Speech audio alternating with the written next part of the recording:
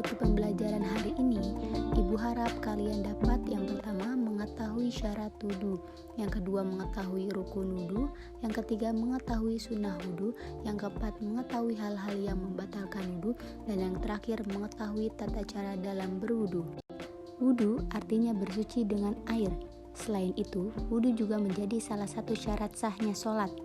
Untuk itu, agar sholat kita sah, kita harus berwudu terlebih dahulu. Dalam berwudu, kita harus mengetahui ketentuan-ketentuannya. Ketentuan yang pertama yang akan kita pelajari adalah syarat wudu. Syarat adalah sesuatu yang harus dipenuhi sebelum melaksanakan suatu ibadah tertentu agar ibadah kita diterima oleh Allah.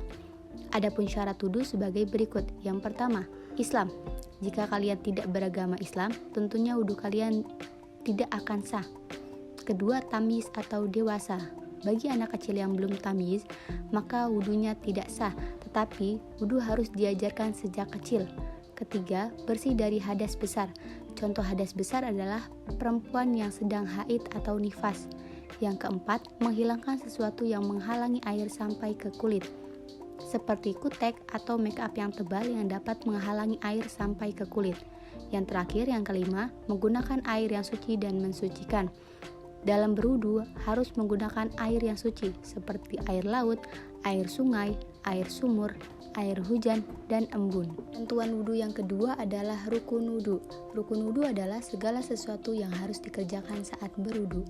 Jika ada salah satu rukun wudu yang tidak dikerjakan, maka wudunya menjadi tidak sah. Rukun wudu yang pertama adalah niat. Niat dibaca dalam hati karena tempatan niat ada di dalam hati dan dilakukan saat membasuh wajah. Kedua, membasuh wajah. Membasuh wajah dimulai dari tumbuhnya rambut kepala sampai ke dagu. Ketiga, membasuh kedua tangan sampai siku. Dalam membasuh kedua tangan sampai siku, kita dianjurkan mendahulukan anggota tubuh bagian kanan, kemudian baru anggota tubuh bagian kiri. Yang keempat, mengusap sebagian kepala, yaitu membasuh sebagian dari kepala atau rambut. Yang kelima, membasuh kedua kaki sampai mata kaki. Tentunya harus mendahulukan anggota tubuh bagian kanan. Yang terakhir, keenam, tertib atau urut, yaitu mendahulukan yang semestinya didahulukan dan mengakhirkan yang semestinya diakhirkan. Ketentuan wudu yang ketiga adalah sunnah wudu. Sunnah wudu adalah hal-hal yang dianjurkan dalam berwudu. Sunnah wudu yang pertama yaitu membaca basmalah ketika memulai wudu. Yang kedua, membasuh kedua telapak tangan sampai pergelangan tangan sebelum memulai wudu. Yang ketiga, bersiwak atau menggosok gigi. Yang keempat, menghirup air melalui hidung atau istinsyak. Yang kelima, mengusap seluruh bagian kepala. Yang keenam, mengusap dua daun telinga luar dan dalam. Yang ketujuh, menyela-nyela jari kedua tangan dan jari kedua kaki. Yang kedelapan, menyempurnakan basuhan atau usapan sampai 3 kali.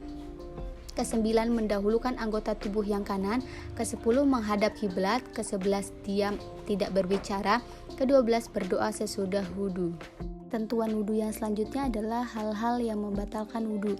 Berikut ini adalah hal-hal yang membatalkan wudu. Yang pertama, keluarnya sesuatu dari dua jalan, kubul dan dubur.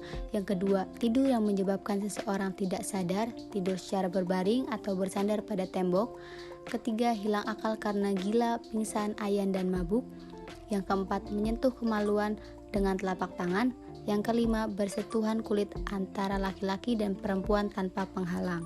Tata cara wudu yang pertama yaitu membaca bismillah sambil membasuh kedua telapak tangan sebanyak 3 kali. Yang kedua, berkumur-kumur sebanyak 3 kali. Yang ketiga, membasuh hidung sebanyak 3 kali. Yang keempat, membasuh wajah sebanyak 3 kali sambil membaca niat di dalam hati. Niatnya adalah bismillahirrahmanirrahim, nawaitul wudu'a li raf'il hadasil asghari fardolillahi ta'ala. Yang kelima, membasuh kedua tangan sampai siku sebanyak 3 kali, dimulai dari anggota tubuh bagian kanan. Yang keenam, mengusap sebagian kepala atau rambut sebanyak 3 kali. Yang ketujuh, mengusap kedua telinga sebanyak 3 kali. Yang kedelapan, membasuh kedua kaki sampai mata kaki sebanyak 3 kali. Yang terakhir, membaca doa setelah berwudu. Doanya adalah Bismillahirrahmanirrahim. Asyhadu alla ilaha illallah wahdahu la syarikalah wa asyhadu anna Muhammadan abduhu wa rasuluh. Allahumma ij'alni minat tawwabina waj'alni minal mutatahhirin waj'alni min ibadikas sholihin. tadi tata cara berudu ya anak-anak. Ingat, ketika berudu gerakannya harus urut atau tertib ya, jangan terbalik-balik. Karena salah satu rukun wudu adalah tertib. Kalau wudunya tidak tertib atau tidak urut, maka wudunya tidak sah. Semoga penjelasan Bu Akila mudah dipahami ya. Setelah ini praktikkan tata cara berudu di rumah kalian masing-masing ya. Marilah kita akhiri pembelajaran kita kali ini dengan membaca hamdalah bersama-sama. Alhamdulillahirabbil alamin. Wassalamualaikum warahmatullahi wabarakatuh.